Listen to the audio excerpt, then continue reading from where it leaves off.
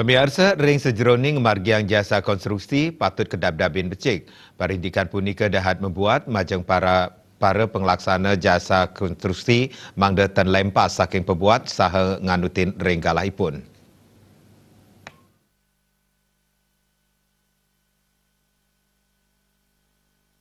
Sekretaris Gapek Sindo Bali dengan Nurlaba Mausang ring pemargin jasa konstruksi mangda kedap-dapin becik wiadin profesional. Manut Nurlaba melarapan untuk perilaksana saking para penglaksana jasa konstruksi mangda terlempas saking pabuat sa nganutin ring galaipun.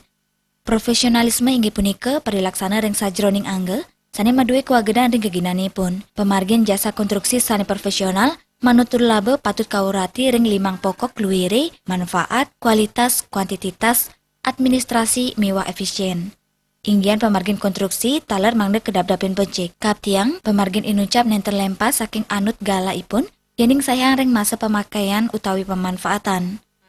Kedepan ini harus pengusaha jasa konstruksi harus profesional di dalam mendapatkan suatu pekerjaan dan mengerjakan itu sendiri ya. Tentunya diharapkan supaya dapat sesuai dengan yang merupakan daripada spek itu sendiri maupun jangka waktu ya. Nengan Nurlaba ngewowohin jasa konstruksi manut undang-undang nomor kali warsa kali tali pitulas indik layanan jasa konsultasi konstruksi utawi pekerjaan konstruksi.